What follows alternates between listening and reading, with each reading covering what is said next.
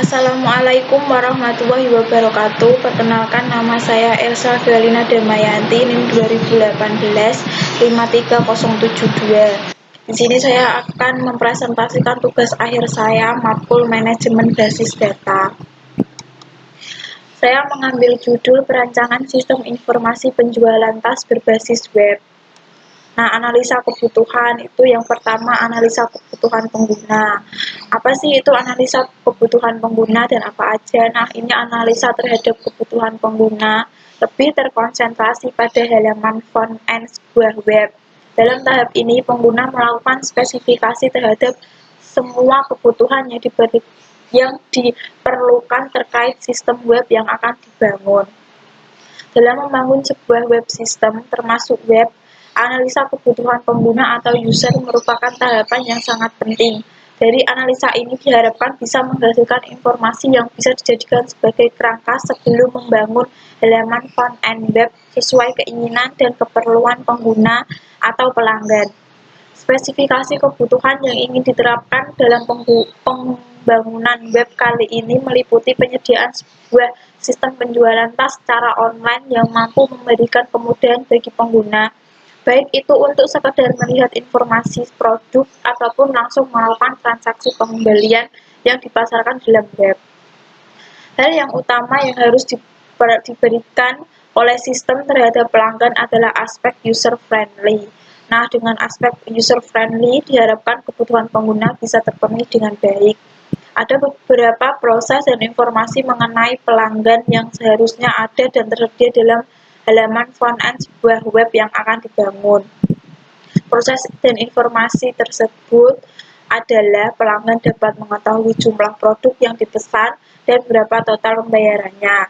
Pelanggan dapat melakukan pemilihan produk yang apa aja sesuai keinginan.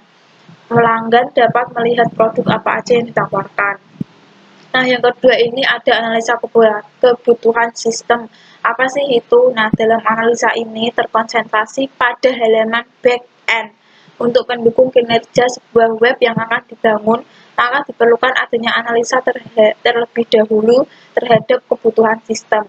Dengan analisa ini diharapkan bisa membantu sebuah web untuk dapat mencapai tujuan dibangunnya web tersebut. Nah, proses informasi tersebut adalah pengolah data produk. Nah, itu ada admin dapat melakukan input data produk yang bisa meliputi nama produk tas, spesifikasi, harga, stok, dan juga gambar. Terus ada admin dapat melakukan penghapusan dan pengeditan terhadap data barang. Nah, itu ada pengolahan data transaksi pemesanan.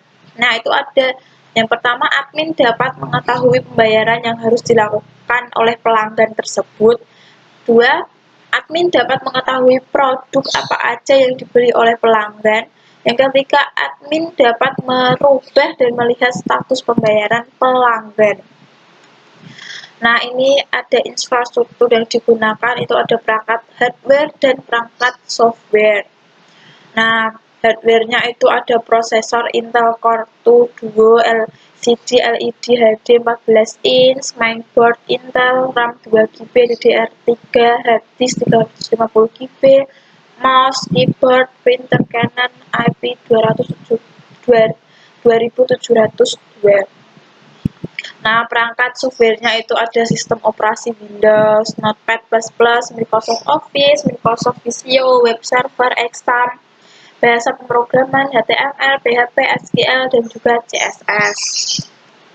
Nah, kita masuk ke intinya, yaitu Entity Relationship Diagram atau ERD. Pengertiannya itu menurut Yasin, Entity Relationship Diagram atau ERD adalah suatu pemodelan dari basis data rasional yang didasarkan atas persepsi dalam dunia nyata.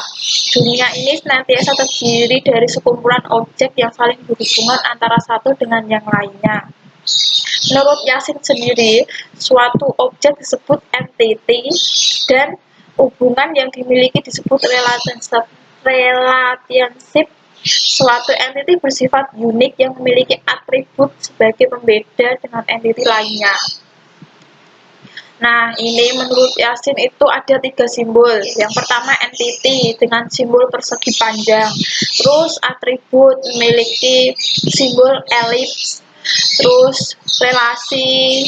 Nah, relasi ini ada 3 yaitu when to when adalah hubungan relasi satu ke satu, yaitu sebagai entitas pada entitas A berhubungan paling banyak dengan satu entitas pada hubungan entitas B.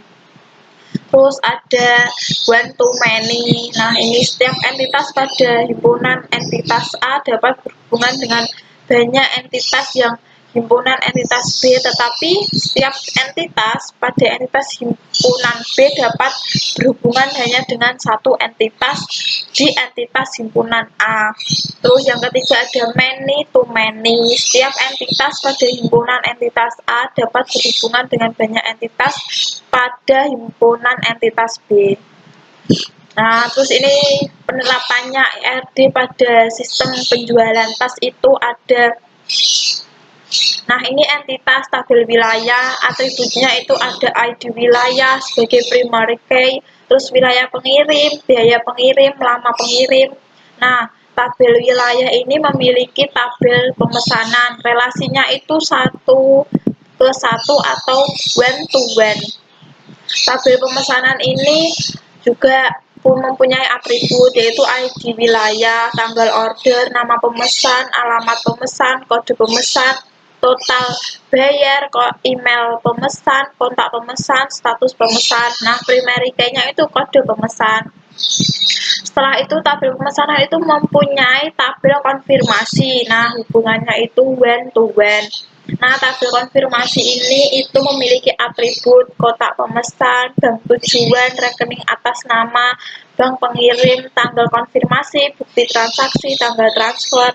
Tabel pemesan ini memiliki tabel detail pemesan. Nah, hubungan itu one to many. Nah, detail pemesan ini mempunyai atribut kode pemesan, kode produk, jumlah beli. Nah, tabel produk ini memiliki tabel produk juga, hubungannya many to many. Nah, atributnya itu ada kode produk, nama produk, spesifikasi produk, kode kategori, produk terjual, stok produk, harga produk, gambar produk, tanggal input, terus juga ada biaya produk. Nah, tanggal produk ini memiliki tabel kategori, hubungannya itu many to one. Ini ada atributnya kode kategori sebagai primary key, terus nama kategori. Nah, itu ERD-nya. Terus ada lagi relasi tabel. Relasi tabel itu ada tabel pemesan, tabel wilayah, tabel produk, tabel kategori, tabel detail produk, tabel konfirmasi. Nah, yang pertama ini tabel pemesan. Nah, ini ada primary key-nya itu kode pemesan, terus ID wilayah sebagai foreign key, terus tanggal pemesanan, nama pemesan, email pemesan, alamat pemesan, kontak pemesan, status pesan, tag total bayar, terus berhubungan dengan tabel konfirmasi. Nah, ini ada foreign key adalah kode pemesan. Terus ada tabel detail pemesan, kode produk, kode pemesan, tabel wilayah ID ini sebagai primary key, tabel produk ini ada kode produk, terus nama produk, spesifikasi produk, tabel kategori juga ada kode kategori sebagai primary key-nya, terus nama kategori. Nah, selanjutnya juga ada kamus data. Kamus data itu apa sih? Nah, kamus data itu adalah katalog fakta tentang data dan kebutuhan informasi dari sebuah sistem. Nah, itu menurut Jogianto. Dalam suatu rancangan database digunakan untuk menjelaskan atau mendeskripsikan kolom-kolom pada masing-masing tabel yang akan dibuat ke dalam database. Nah, kamus data berfungsi membantu pelaku sistem yang digunakan dalam sistem secara persis sehingga pemakai dan penganalisa sistem mempunyai dasar pengertian yang sama tentang masukan, keluaran, penyimpanan, dan proses. Nah, arus data DAD sifatnya itu global, hanya digunakan nama arus data saja. Strukturnya itu ada nama arus data, alias, terus bentuk data, arus data, penjelasan. Nah, kamus data langsung kita masuk. Nah, selanjutnya ini kita langsung masuk ke kamus data. Contohnya itu ada tabel wilayah, itu ada ID wilayah, wilayah pengiriman, biaya pengiriman, lama pengiriman. Nah, ini itu ID wilayahnya tipenya integer, size 11 itu sebagai primary key, terus tabel konfirmasi, kode pemesan voucher 10 itu sebagai foreign key, rekening atas nama juga foreign key. Terus tabel pemesanan itu juga ada kode pemesan, ID wilayah, tanggal order, nama pemesan, email pemesan, alamat pemesan, kontak pemesan, status order. Nah, itu kode pemesan itu sebagai primary key. Nah, ini saya buat tabel biar mudah. Terus kamus data ini juga ada. Terus ini tabel keranjang, itu ada ID keranjang, integer, size, keterangan primary key. Nah, selanjutnya masuk ke normalisasi. Normalisasi memiliki beberapa bentuk antara lain 1NF, 2NF, 3NF. Nah, kita masuk ke contohnya yang tabel wilayah. Ini saya sudah bikin tabel, itu ada ID wilayah, biaya pengiriman, lama pengiriman. Terus normalisasi kedua ID wilayah, pengiriman. Nah, seterusnya itu sama kayak gitu. Nah, ini terus normalisasinya ini juga sama. Nah, ini cuma ada normalisasi pertama karena udah sederhana, kode kategori, nama kategori. Nah, langsung terakhir itu database. Ini juga saya bikin tabel admin, create data, database UAS, use UAS, terus create tabel, select from, terus ini hasilnya. Ini juga sama kayak gitu, create database. Ini juga create table produk, select from produk. Nah, ini juga hasilnya, ini kolom-kolomnya, terus tabel-tabelnya. Terus tabel kategori ini juga sama, create tabel kategori, select from kategori. Nah, ini kode kategori, nama kategori. Terus ada tabel keranjang juga. Nah, ini ada create tabel keranjang, select from keranjang. Nah, ini ya saya select tuh hasilnya. Nah, terima kasih. Cukup sekian presentasi dari saya. Bila ada salah kata, saya minta maaf. Wassalamualaikum warahmatullahi wabarakatuh.